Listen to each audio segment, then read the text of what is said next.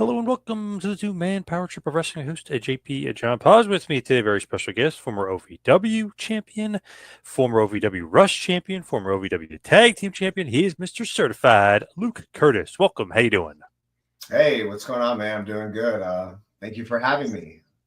What is going on in your world? What are you up to? I know a lot of changes going on. Oh, wow. So, yeah, just to get right into it, definitely a lot of changes.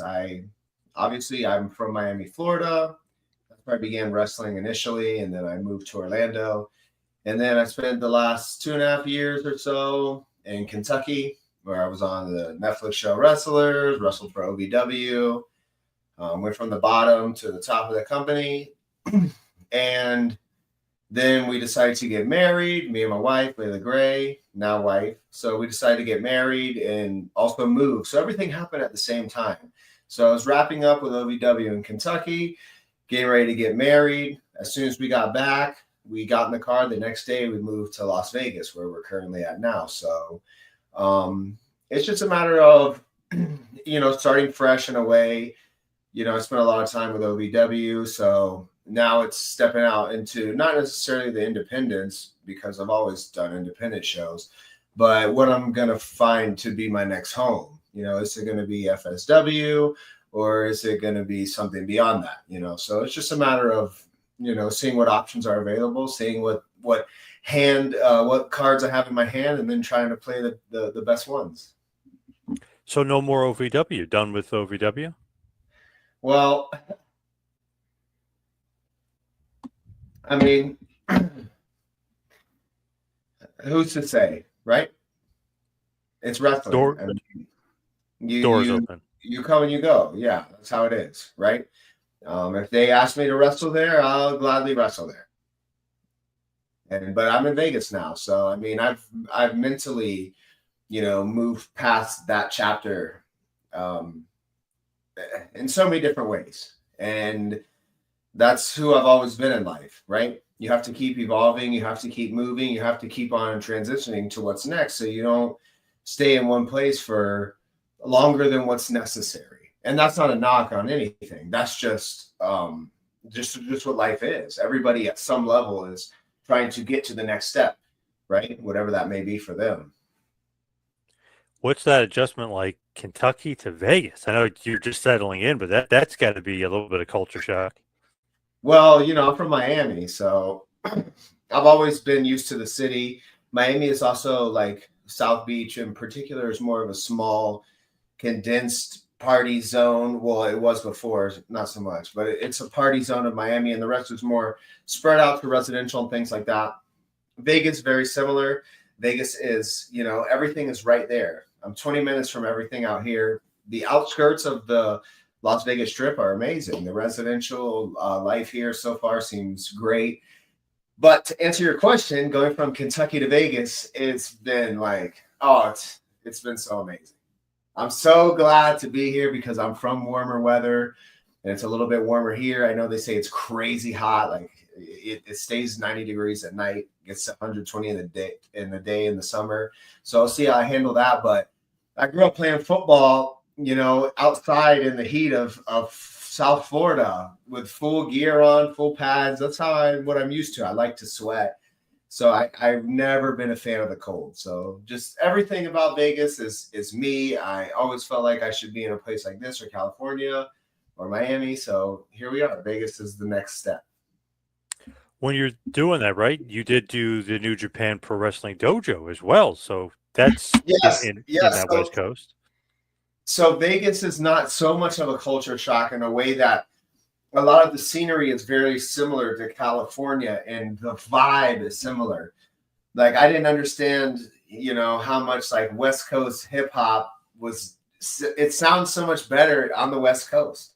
It's like when you're riding around California and you're listening to Snoop Dogg or Dr. Dre or whatever it is. It's a whole different experience.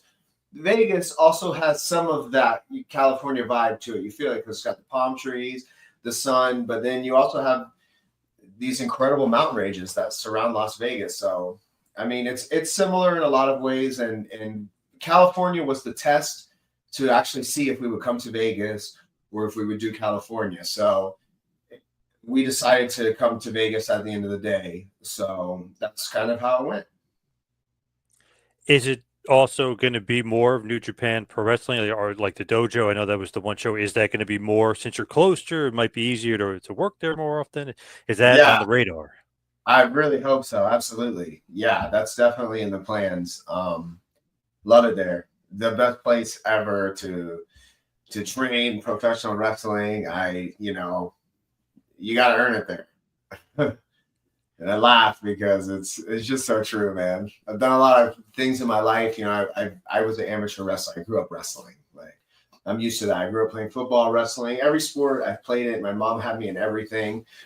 She loved watching me play sports. I wrestled for a long time. And the New Japan Academy was one of the hardest things I've ever done in my life. And it's almost like when you really want to do something in life, I feel like you go through things like that, right? So like if I want to really push to the next level, like you'll see me there.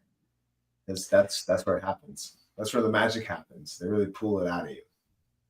What was that experience like, though? Was it almost doubles in football back in the day? When you have two practices a day, is it like that kind of thing?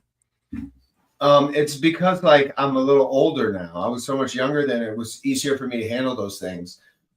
I'm already in my 30s. I was 30 when I was going through the program. I think I turned 31 during the program, something like that. But a lot of like me and Leila, and there was a couple other guys. We were like the oldest in the class. We were in our 30s, and a lot of the guys were young. They're in their early 20s, and their body is just like it's built for that. Like they can recover so much easier. They can do it every day. The training is so difficult that like you got to take if you're 30 and up, you got to take a day or two after that just to like let your body like recover from that. That's why he's so much respect for like the coach, like Fred Rosser, Mr. No Days Off. Darren Young in WWE, he doesn't take any days off. I even challenged him on that. I said, hey, I'm gonna follow you around and catch you up, take a day off. He said, no, I take no days off. And even his rest days are pretty intense. So I mean, he's built for that. Like not everybody is built for that. So it's a good culture to come in and test yourself and see where you're at. Is that an invitation only type thing, or did you guys want to go out there and do that? We wanted to go out there. We were looking for something, so we reached out and we spoke to who we needed to speak to, and we found out how we can make it happen. And yeah, we just took the trip out for 3 months. OVW had closed down.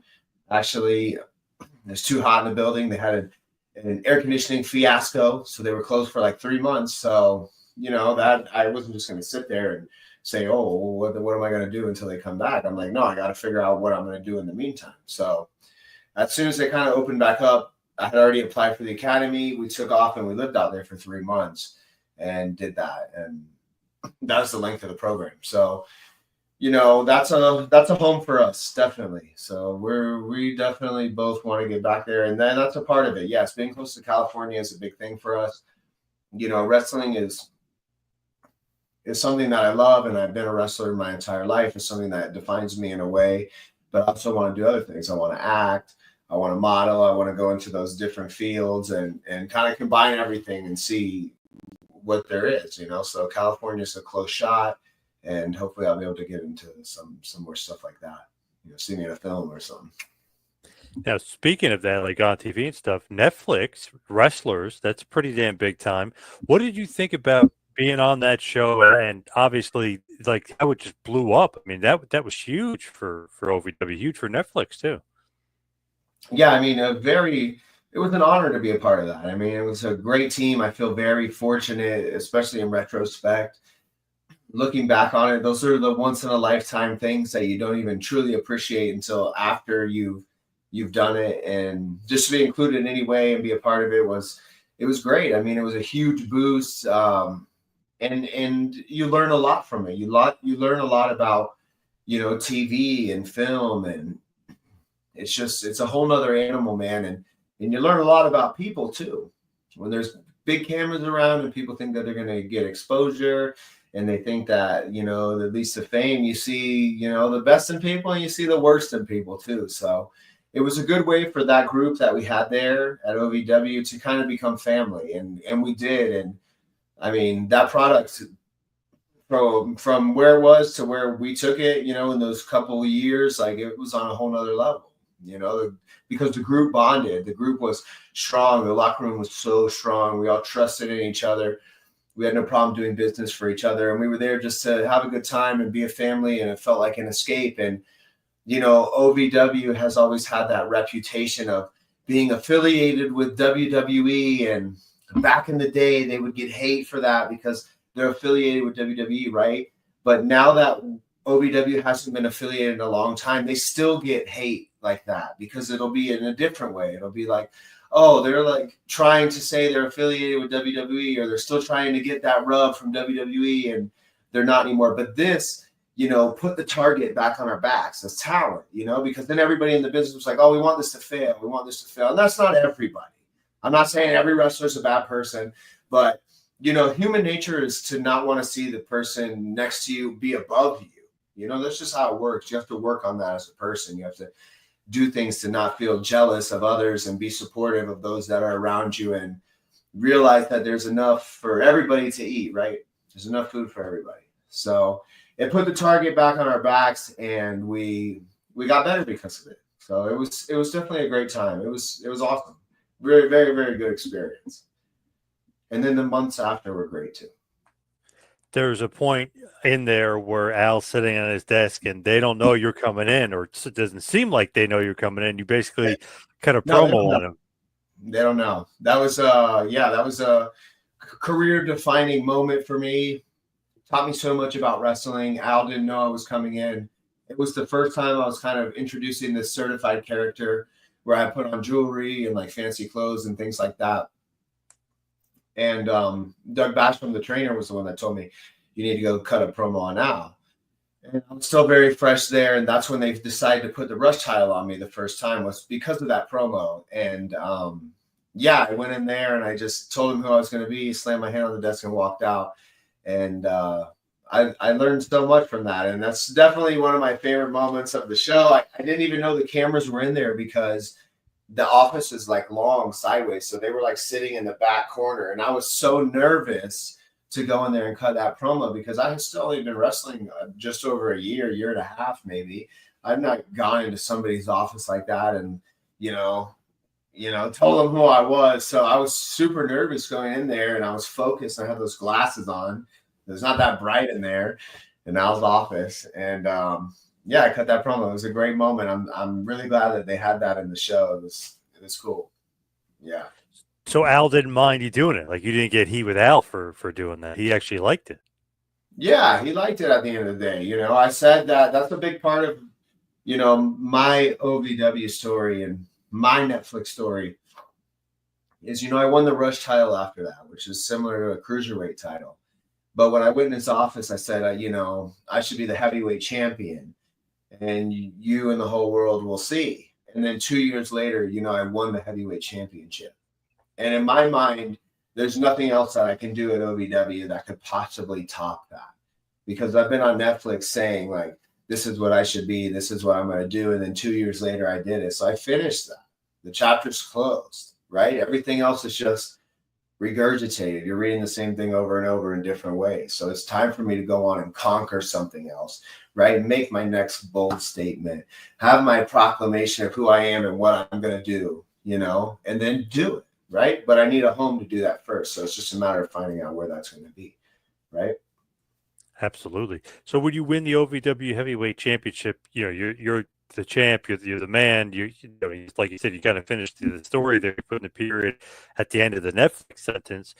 But does that mean a lot to you to be the? Because when they give you the title, obviously there's prestige to it, but there's also responsibility. There's more added pressure. So what did you feel like as being the heavyweight champ? Oh man, it was great. I felt like I was the one that had to come in and deliver and elevate myself. And I know that I did that. I mean, I'm not to hate on OVW or anything like that, but since I've held that championship, hasn't been a champion that's, come close. The fans love me. They adored me. I organically went from the bad guy to the good guy, right? Just by being myself. Like, I didn't really have to do anything. Like, they just begin to respect me for how much work that I put in when I was the bad guy, you know, the heel, whatever you want to call it, right? And they begin to like me because of my work ethic and my foundation. And it just happened so naturally that when I then became the champion, the people were ready for it because they hadn't had somebody like that in a while. Somebody that was so abrasive, somebody that was so confident in themselves, and somebody younger, honestly. You know, I was a younger champion. I was somebody that, you know, had a look to me. So it was great. You know, I was putting on, you know, 20-minute matches every night, main event, every night, you know, 3 segments, 2 segments, you know, 20, 30-minute matches with EC3, you know, bringing the best out of each other and learning so much from him. What an incredible wrestler and mind. So, you know, wrestling guys like that, and then just kind of just pushing myself forward to where I'm at now, to where, you know, a lot of it is like wrestling is becoming like riding a bicycle, right? Somebody called me tomorrow and they said, Luke, come here, like easy. Just hop on the bike and just do what I got to do. You know, it's just a matter of entertaining the people. And I really feel like wrestling's about bringing out your true self. And I've gotten good at that. So that's what makes it easy. I can just kind of go out there and be me and let the fans receive it. And we go from there. What do you think you learned from Al along the way, from Al Snow, who obviously the boss of OVW? Oh, man, so much. I've learned so much from Al. It's hard to really pinpoint exactly one thing, but kind of everything in one way or another. I've learned what to do, and I've learned what not to do from Al. Right? I spent so much time with him. I've heard him say, you know, do things this way, don't do things that way, and just the psychology of professional wrestling. And he looks at it completely different. And I think that, you know, I started out wherever I started in wrestling, and I learned a foundation, and then I got to Al, and Al had his foundation, and I took from that. And the reason why I excelled in OVW is because I was able to deliver what Al wanted, right? His psychology, his methodology. I picked it up very quickly. I was like, okay, this is what he wants. This is the story that he wants to tell when I'm in the ring. So I was very good at giving him what he wanted, right? So, you know, then by the end of it, it was really just me. I had got set in so much of like, I got to do it this way. I got to do it the way Al wanted, you know, blah, blah, blah. And then I had gone out and done other things and experienced other things and decided I needed to create my own, whatever it was going to be, right? There's so much to wrestling. It's like, I don't want to go so in depth of like how the thought process of like, at least for myself as a wrestler, and that it's really all about entertaining the fans. And, you know, my blend of wrestling has to be fan first, right? It doesn't matter what Al says. It doesn't matter what any coach says. It doesn't matter. At the end of the day, what matters is what the fan wants, because the fan is paying money to go to the show, right? And if you go to a movie and you don't like the movie, you and your wife, your girlfriend, you're never going back to the movie, right? But wrestling is the exact same way. So it's fan first. So my brand of wrestling has to be 100% focused on the fans, despite whatever anybody thinks. And that's what I try to deliver. And it becomes an authentic experience, because that's what I'm giving you. I'm not giving you just a wrestling match, something that somebody told me here or there. I'm just taking from my experience, from what I think fans like, and trying to give that to them, you know, in different ways, however I can think of it. You know, that's I feel like that's the art of wrestling. That's the performer of it. It's just I know the top guys, that's how they are. It has to be, right? The best ones, like the really best ones. Like, if the crowd's not into it, forget it. I mean, you're lost from the jump, from the get-go, if the crowd's not into it. Yeah, definitely. 100%. Yeah, I won't even start a match unless they're ready to go. That's not how it works, you know? I'm not wrestling if they're not ready for it. So does Al come up with like the certified, or do you come up with certified? I came up with certified. I had already brought that to OVW. I just needed direction. I was doing certified, but the look was a little different. The gear, it was actually Doug Basham who took me to the gym one day. That's how they, you know, pass on knowledge in wrestling. They're like, hey kid, let's go get a workout in. So we hit the gym and he tells me, hey, I like the certified thing. There's something to it, but we got to make it mean something. So then he really, you know, broke it down, and he's like, you know, he's like, watch Ric Flair, watch Conor McGregor, watch Floyd Mayweather, watch these guys talk, watch these guys cut promos. And I did that. And I was, trying to do that similar brand of character before presenting it to Al. And then I started to realize that, I'm not Ric Flair, I'm not Conor McGregor, I'm not Floyd Mayweather. But there is a lot to gain from them. The goal is to be myself, certified Luke Kurtis. So that's really how it worked, because when I came into office, I wasn't trying to be Ric Flair. I wasn't trying to be nobody, I was just trying to be me, right? But loud and aggressive and abrasive. And even then, I probably didn't understand exactly what was happening. But now looking back, I know that's how it went. We've seen you on TV. You mentioned OVW, of course, and Netflix and wrestlers and stuff. But seen you on TNA, WWE. So, how do all these appearances how do they just come about? I mean, you're just extra work, but how does that even happen? Yeah, well, I mean, I know a lot of people in professional wrestling because I've been in it, 5 years now or whatever. And me and Leila have good relationships. So you begin to build a network of people, and the same as with everything in life. It's just a matter of somebody saying, "Hey, try this, try that."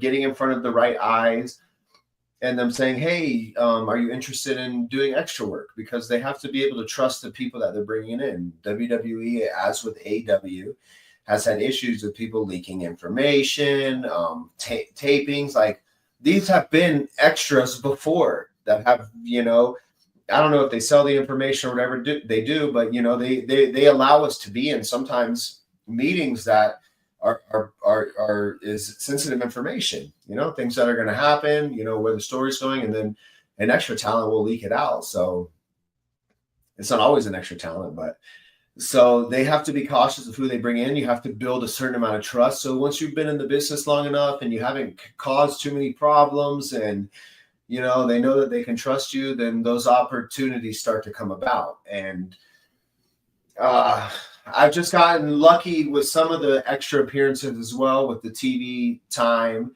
and getting seen on television because I know how to put myself in the right position. Like I took a splash from Jonah one time in the ring as a security guard, and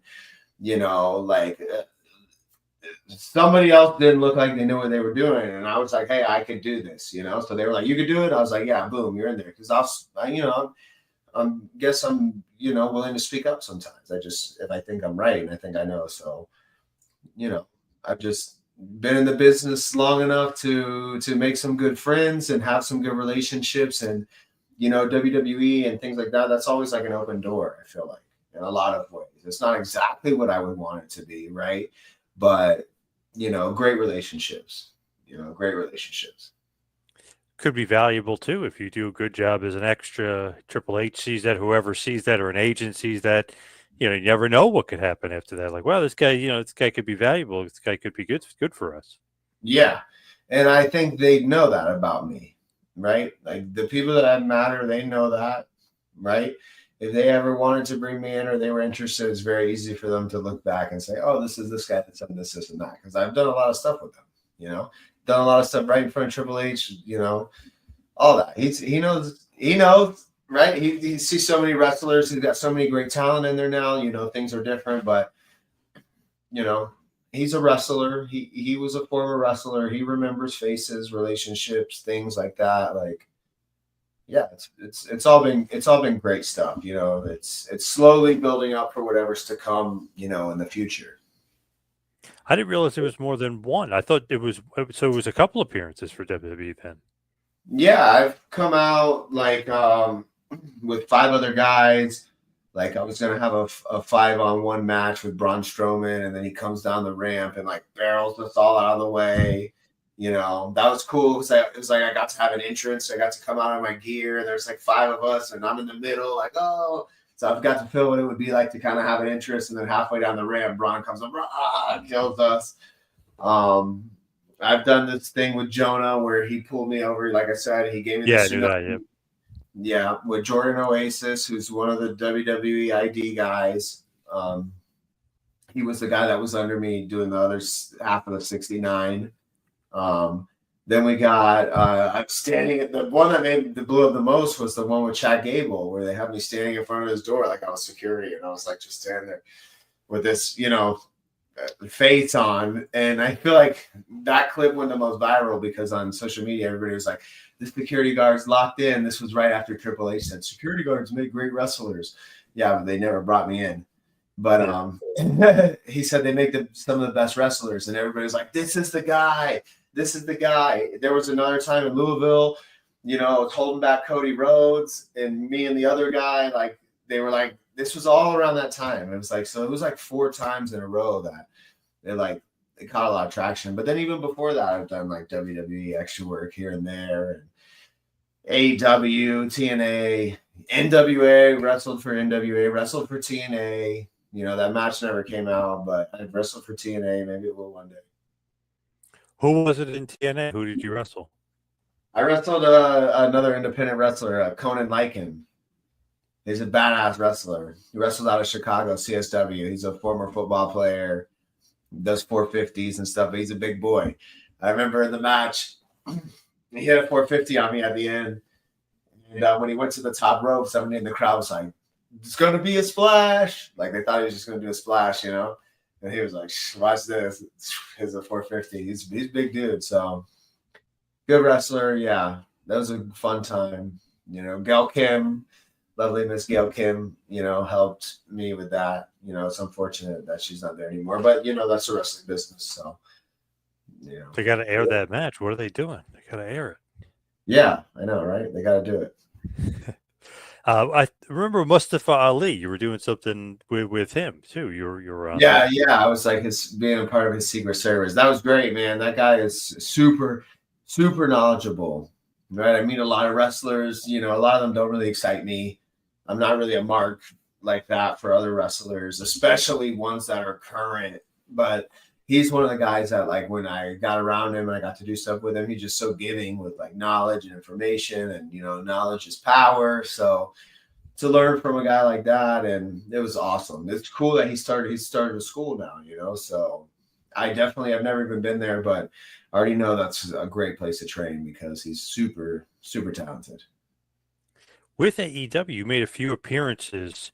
Was that prior to OVW, or was that during OVW that you were making those AEW appearances? Some prior, a couple after maybe, but yeah, they were with OVW. One of them was actually a part of Wrestlers. It didn't even really make the show too much like that, but there's a scene where they sent like 5 of us to AEW to like have a match, and it was supposed to be us trying to work with AEW, but of course, because it's wrestling, those things don't work out a lot of the time. So, but I went down there once, like, for them on the show, but what a mess. What a mess. The Netflix crew wasn't there filming. It was supposed to be like all a big part of it, but then it was just like us there at AEW, like, getting the shit beat out of us. Yeah, it's the funny thing about that is I was talking to Hollywood, Haley J. I was talking to her about that, and she was saying that, didn't mind working there, whatever, but it was almost like she didn't want to be looking like she lost all this momentum because she was, top star in OVW, and then we're treating her like not as great maybe as she thought they would have treated her. So I was like, oh, that's the kind of interesting way to look at it. It's almost like, wow, I wish I maybe didn't take this booking, like that kind of thing. Yeah, I mean, Haley's hilarious, dude. Oh yeah, she's funny, man. She always got some great take on something. But I get what she's saying, and I've felt that way too at times. But honestly, at the end of the day, like, money's money, bro. And like, this shit ain't real. It's just professional wrestling, dude. Like, it's only real when it's real. And getting beat up for that little amount of time, that ain't real, dude. Like, just go do it and get paid and go. And like, it's not gonna affect you. Like, it don't matter. Wrestling is all about, I tell people all the time, wrestling is all about just not quitting. Like if you don't quit and you just keep steadily doing what you're doing, one day you'll be close to where you want to be. Maybe you'll be exactly where you want to be. But that's what I feel like it really is. It's just sticking it out, eating shit long enough to have a great opportunity. Or maybe you get it right away and then you got to eat shit later. But you're eating shit one way or another. So just eat it long enough to where you get your big break or you get something close enough that makes you happy, because it's not about the destination. You'll never be happy no matter where you get. You always want more and more and more. That's human nature. It's about the steps along the way. It's about this podcast right now. It's about the people that I meet, the matches that I have, the interactions, the communication. That's what it's really all about at the end of the day. And wrestling is just a part of it, a subset of all that. No big deal. Well said. Good point. Looking at you, I always thought you had been wrestling longer than you actually have been. For some reason, I don't know. I thought you were more of a veteran. You're not in the game like as long as maybe I thought, which is a good thing, because it's like, yeah, no. I'm a green. Caught on quick. Yeah, I'm green, dude. It's like I talked to Chris Masters. I was like a couple years in. We were at a show, and I was just chatting with him back in the building, whatever, hanging out. I'm low key like that. He's kind of like that too back there. He asked me how long I've been working. I was like, a couple of years. He's like, oh, you're still green. I'm like, yeah, I'm green. He's like, but honestly, dude, if you said 6 years, like I'd be like, you're still green. And I'm like, you'd be right. He's like, it really takes like 10 years. So I'm just. It is good. The thing is, man, is that I was like, I tell the story sometimes, like I was a drug addict before I was a pro wrestler. I was an amateur wrestler, and then I was a drug addict for many, many years. And then I became a professional wrestler, right? And even when I started wrestling, when I was training, there was still some of that until I finally got sober. Boom, 6 months in, right? And then my life changed. I began to get addicted to improving myself, self-improvement, and finding the next thing. And wrestling, took me back to who I was when I was my younger self. This was my second chance to be what I always wanted to be in life. I always wanted to be an actor or professional athlete. Wrestling is a blend of that. So I tell people all the time, wrestling is like my salvation. If I'm not wrestling, I don't know what I'd be doing, because the last thing I was doing was being a drug addict, bro. So I take it very serious. And I study it and I think about it in a different way. And maybe because of the experience that I've been through and the things that I've done in life, because I've been in some really bad places, bro. Really dark spots. But they're funny in retrospect. But that's character, and I'm able to present character. That's the thing that I do the best. I could wrestle. I'm an athlete. I could do all this stuff. But I could present character and I could tell stories because I've been in some real dark holes, And then I found some really great things, and now life is great, right? So I'm able to just like bring the highs and lows. And, that's what they tell you wrestling. You're going to take them on a roller coaster, right? Life's the same way. I've been up, I've been down, I've been up, I've been down. So I can bring people the emotion here and I can bring the emotion here, right? So wrestling is just something I take very serious. So like it's now in like finding myself in wrestling and who I am today. That's really, why I'm good for this amount of time. And I'm not the best. I'm not saying I'm the best, but my brand of storytelling, my authentic performance, I know it's good for the money that you pay for a ticket, right? Like I know anywhere that I go, someone pays a ticket, I'm gonna give them something real. And that I know. It's just, that's what it is. I'm not faking it. I'm not faking like the wrestler thing. I am a wrestler. This is what it is, but I'm going to put on a good show for you. And I'm going to give you some emotion, like when you watch a movie, because you really want to go like this. You want to believe, like Al said. This is something that I learned from Al. Very important is, everybody wants to desperately believe it's real. The fans want to believe.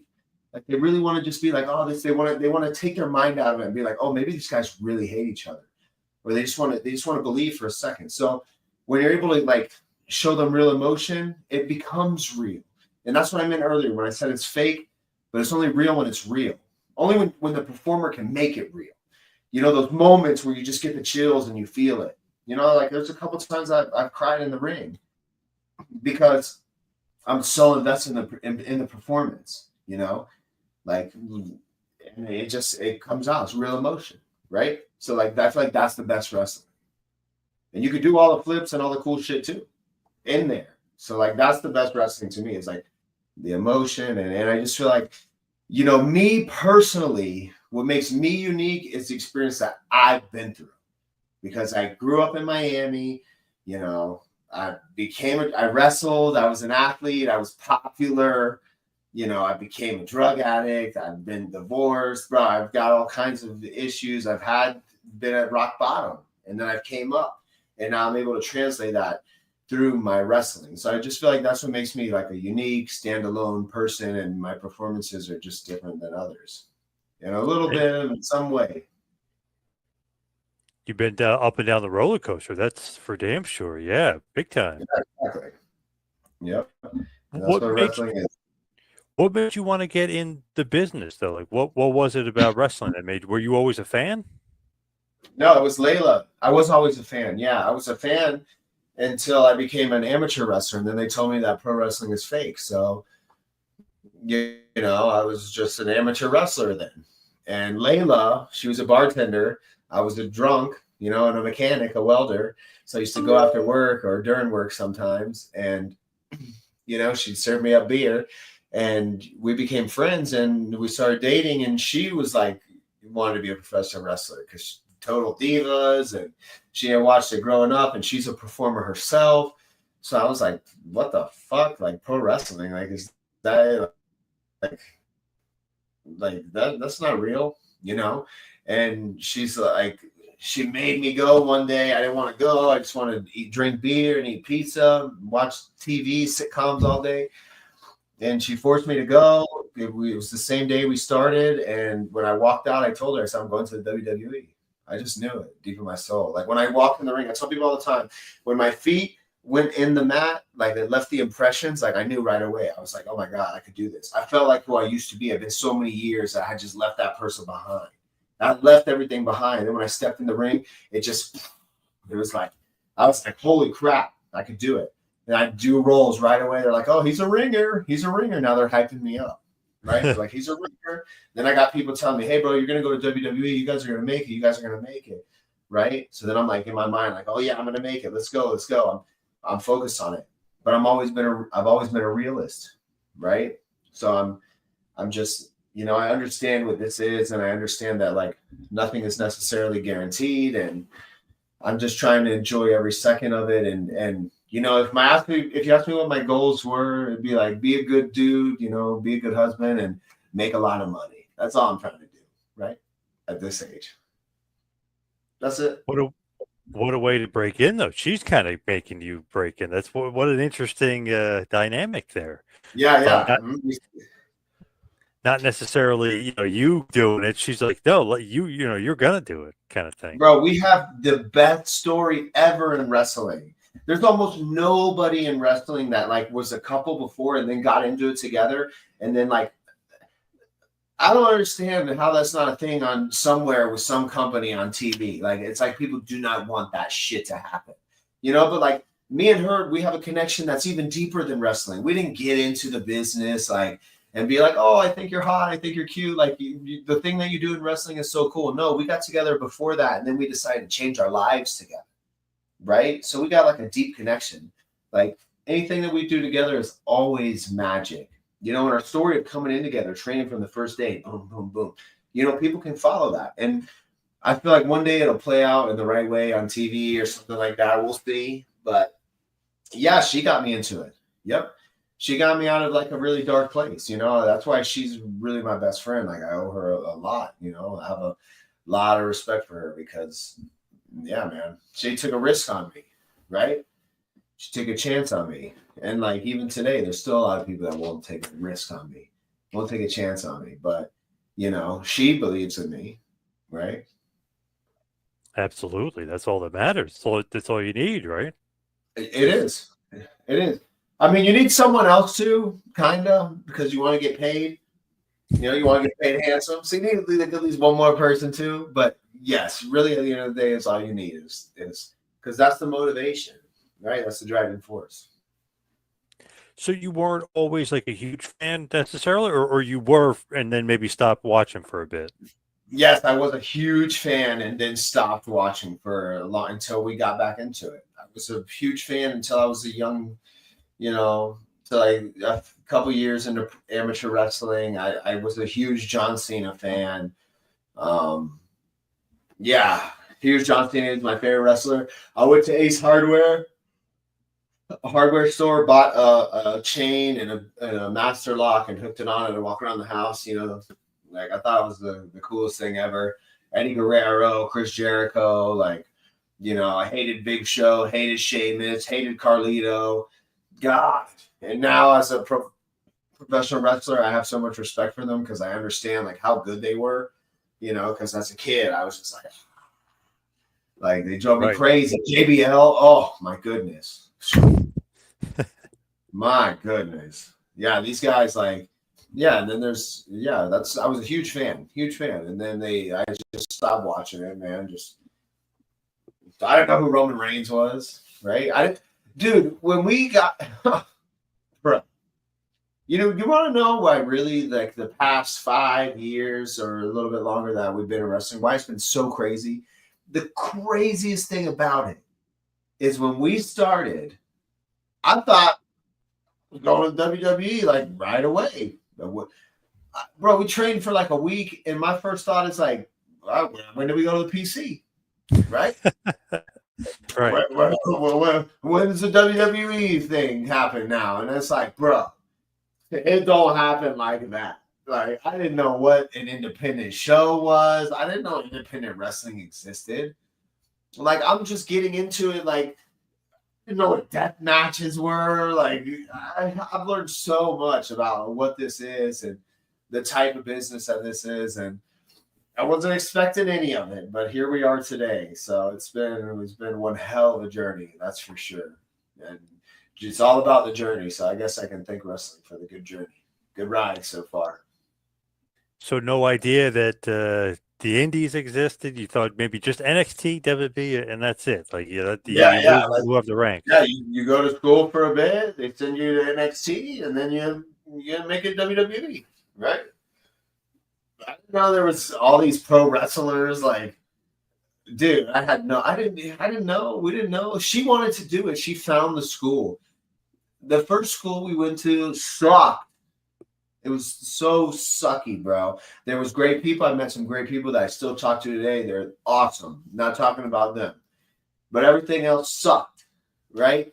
So clearly we didn't know what we were doing. We just signed up for school because we were like Googling performance wrestling.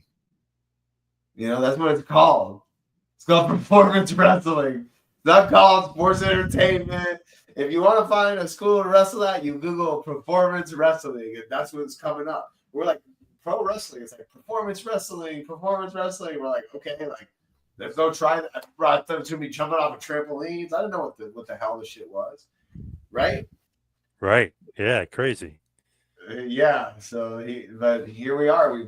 We've learned it. We've met some great people, had some great experiences, and there's so much more to come. It's like it could just be the beginning. Who knows?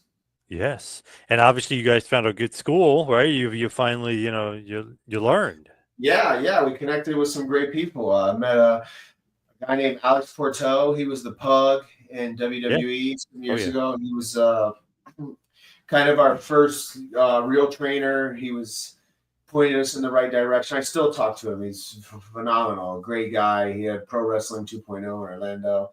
And real old school, man. Real old school. And he liked us. He took to us and he gave us a lot of information, smartened us up to some things. And then we went off to Al and OVW. And, I had Al and Doug Basham. They were phenomenal trainers. Trained with, done camps in Texas with Rodney Mack, Jazz, Gangrel. We trained at, the Asylum for a little bit when they were open. We went to the dojo and trained with Fred Rosser and Kushida. And I tell people all the time, I touched a lot of great hands in this business. I think my 6th match was with like Carlito, right? The guy that I hated as a kid. And it's just wrestling's so weird, dude. So weird, man. Like, man. You came a long way. Was it hard to go? Because you mentioned amateur wrestling and like that being your back. Is it hard to transition when you're kind of not sure what really pro wrestling is truly? Like, is it hard to transition from the amateur ranks to pro wrestling? I think it's just about the same as picking it up from not knowing anything. I think I had an advantage over Layla because I had like some footwork. I had to unlearn how to grab somebody so hard, but that's way easier than having to like know how to wrestle. Like you had to learn how to wrestle, bro. It's all I had to learn how to do was not squeeze somebody so tightly. Right. So like, I've always been like an entertainer in that way and wanted to do stuff like that and kind of been out of my shell, even though I'm very reserved, but I'm able to bring it out for when it's the time. So, I was able to like pick those things up quick enough, about the same as I would say anybody else. I would say it's 100% a benefit, especially when I got to the dojo because it gets a lot more real in the dojo. So having some real wrestling ability. Hey, New Japan don't want they want real wrestlers at New Japan. They want guys that can shoot a little bit too, right? Guys that can handle themselves a bit. Yeah, not a little bit. They want guys that can go. They want athletes. They want real wrestlers. Like, yeah, they definitely, yes. There's that goes on. They're shooting. For you, I had to wrestle Layla in the dojo straight up. Shoot wrestle. I had to pin my wife. They didn't care. You got to do it. Yeah, I didn't care either. She didn't care either. I mean, we're there to get better. Yeah. Yeah, nice. No problem. For you, what are some goals for you like coming up? Like is there like somewhere you want to be? Like with AEW, I got to be there, want to be there, or is it more open than that? Are you like kind of flexible as far as where you want to be? I'm super flexible on where I want to be right now. I feel like at the end of the day, I would want to be at AEW the most right now because Layla's there. WWE, like they have a lot of money. They're the top dog, right? But it takes a long time to rise up through their ranks. And, I obviously like just working with my wife would be the best because traveling is so, I mean, bro, there's a lot of traveling in wrestling. Like the wrestling schedule, like it sucks, So you spend a lot of time apart. And before we got in wrestling, we did everything together, So it's been an adjustment, like figuring all that out. And it takes a toll. Like, like I say, like it's not normal, like normal people, normal relationships, they generally see their partner every day. They go to work for however long they go to work and then they come home and they eat dinner and they go to bed and that's the cycle. So spending so many days apart is not like indicative, I feel like, for a healthy relationship. But we don't have problems like that anyway. We know how to make the adjustments. But being able to travel together, things like that would be just probably the best for like me mentally and physically and the way we're a team and we build together like that. But I would be open to anything, obviously, and there's some other things that I want that I'm trying to work on, that I don't want to say much about in case it were to happen at some point. But yeah, I'm definitely flexible. I'm looking for the next opportunity wherever it's going to be. I feel like that's how it goes. I'm just working on myself, focusing on myself and setting up for what's next. With you and Layla, obviously, she's in AEW like you mentioned, so that would be great. It would be easier traveling and doing stuff together. That would work out quite nicely, like you said. When you do look at that, do you think you fit in roster-wise, though? Do you think you fit in, or would you be something completely different? That's something that they could use because you're completely different from what they have on the roster.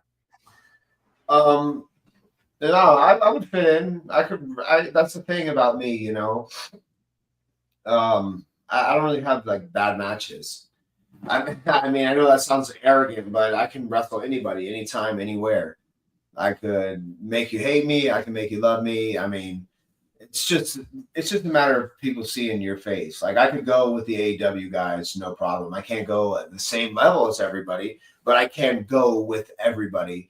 And like I said before, you know, my brand of wrestling is always going to be a little bit different just because I'm just bringing myself to it.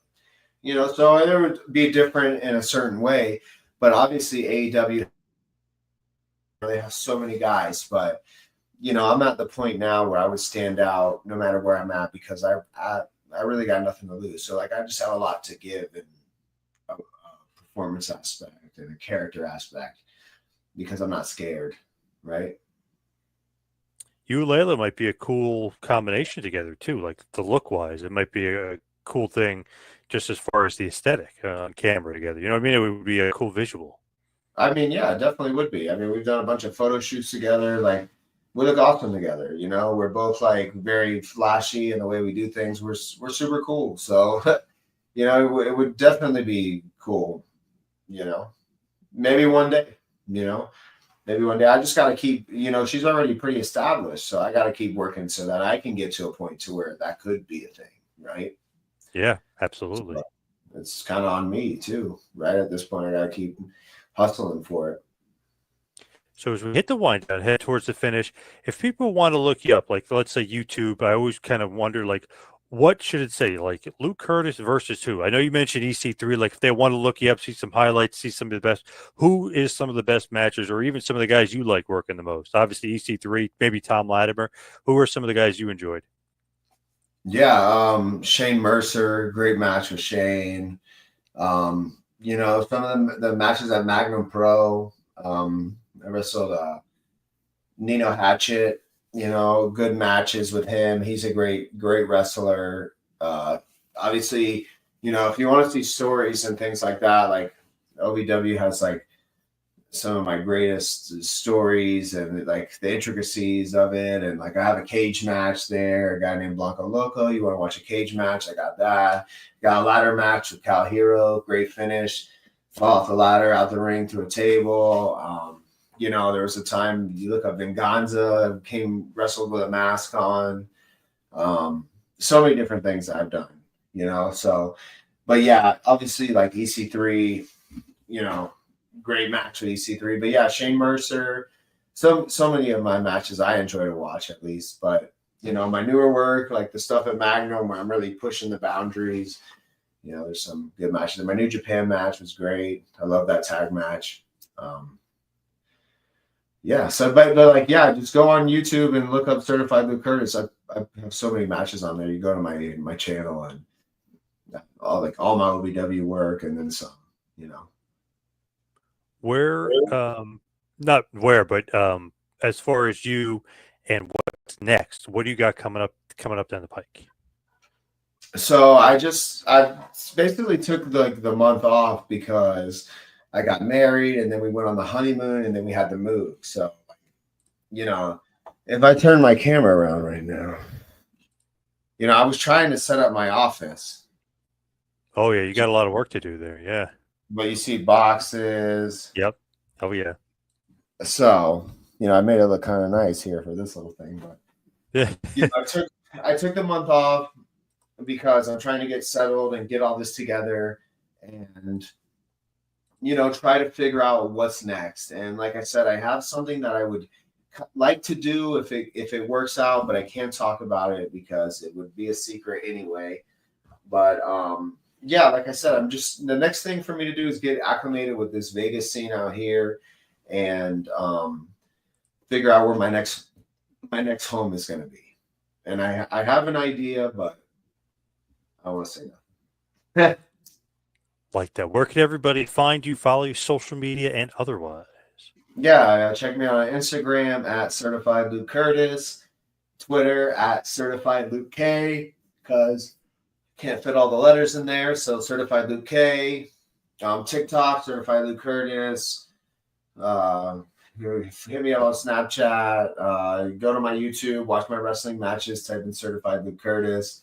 I'm going to be putting out some new vlogs soon of some things we've done, some vacations we took, so you can see more of our journey. You know, we're going to do a wedding vlog, Jamaica, Puerto Rico, Mexico. So we've been out there doing stuff, traveling. So some fun insight kind of to our lives and how we do things. And yeah, you can just stay along for the journey.